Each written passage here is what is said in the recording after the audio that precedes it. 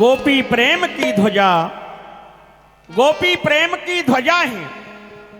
प्रेम यदि करना सीखना है तो गोपियों से कोई सीखे, क्योंकि गोपियों ने ही भगवान श्री कृष्ण को प्रेम करना सिखाया। जैसे एक मंदिर पर ध्वजा होती है, ध्वजा जब प्राणी मार्ग में चलते हैं तो वह ध्वजा संकेत करती है कि यहां भगवान का मंदिर है।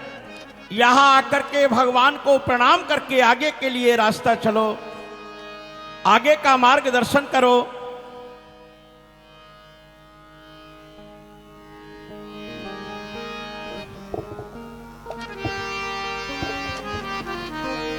पिताजी, पुत्री, मेरे मन बुद्धि में एक प्रश्न सदैव बना रहता है।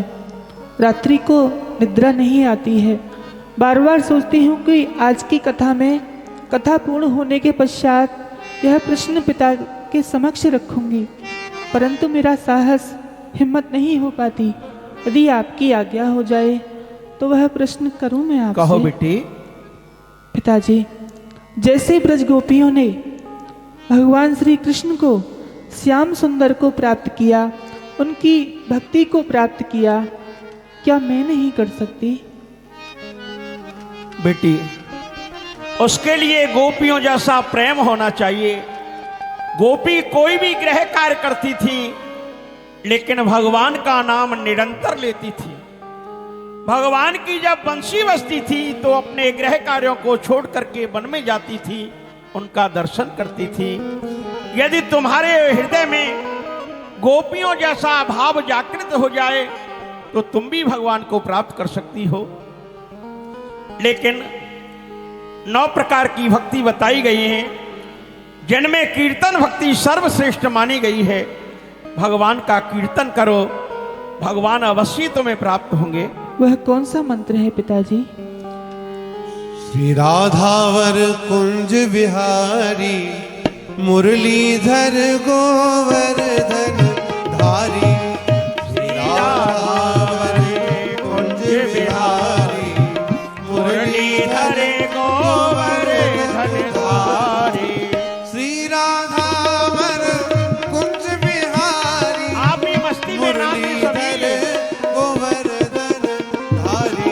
ओ श्री राधावर कुंज बिहारी, मुरलीधर गोवर्धन धारी। श्री राधावर कुंज विहारी, मुरलीधर गोवर्धन धारी। ओ श्री राधावर। अरे बेटी करमैती, हाँ माँ, प्रणाम अरे, माँ। प्रसन्न रहे।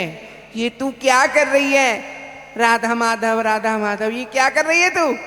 माँ, कर क्या रही हूँ? मैं प्रभु का नाम जप कर रही हूँ, उनका कीर्तन कर रही हूँ माँ। कीर्तन कर रही है? अरे तुझे किसने बता दिया कीर्तन करने के लिए? किसने सिखाया तुझे? ये कीर्तन माँ, ये कीर्तन मुझे पिताजी ने बताया है। देख, पिताजी की बातों को मत माना करे। घर गृहस्थी का काम सीख। तेरा विवाह हो गया है, कुमार सब आएंगे किसी दिन तुझे लेने के लिए, और तू कीर्तन कर रही है? देवी, तुम भी कीर्तन करो। अरे बाहर में जाए कीर्तन, और चूल्हे में जाओ आप। अच्छा, कीर्तन करो, कीर्तन हम करो। चूल्हे में जाएं? कीर्तन करने में लगा दोगे, घर गृहस्थी के काम को कौन करेगा? ये कल को अपनी ससुराल जाएगी, वहां इसकी सास, ननद, देवरानी, जिठानी पूछेंगी कि तू क्या सीख के आई है, तेरी माँ ने क्या सिखाया है। वहां जाके मेरी नाक को कटाएगी। ठीक है कीर्तन बेटी, करो। तुम्हारी माँ जो भी कह रही है वो सत्य है, क्योंकि तुम्हारा विवाह हो गया है और तुम्हें जाना भी है। इसलिए घर के कामों में भी अपनी माँ का हाथ बटाया करो और अपनी माँ से कुछ सीखा करो।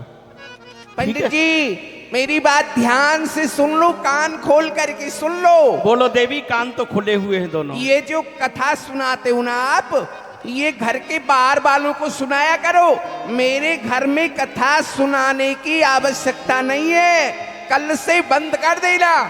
यदि कल से कथा बंद नहीं हुई तो मेरा महाभारत शुरू हो जाएगा। देवी, हाँ। महाभारत की आवश्यकता नहीं पड़ेगी।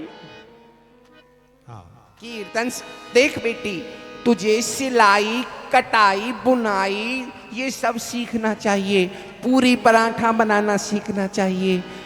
और मैं तो कृष्ण मिलन के काज आज जोगिन बन जाऊंगी। मैं कृष्ण मिलन के काज आज जोगिन बन जाऊंगी। काशी मथुरा हरिद्वार सब तीर्थ नहाऊंगी। बैठ वृंदावन करूं तपस्या हरि रिझाऊंगी। मैं कृष्ण मिलन के काज आज जोगिन बन जाऊंगी। अरे बंद कर। से नहीं काज हरि चरणन चित लाऊंगी। ब्रह्मानंद मगन है के मैं हरि रिझाऊंगी। ओ मैं कृष्ण मिलन के काज आज जोगिन बन जाऊंगी। अरे बंद कर इस कीर्तन को, मैंने कह दिया है अब कीर्तन नहीं होना चाहिए। अब घर के काम काज में मन को लगा। कीर्तन परंतु माँ- कीर्तन मैं क्या करूं, मेरे घर के कार्य में मेरा मन नहीं लगता माँ। अरे लग जाएगा, क्यों नहीं लगेगा, मैं और माँ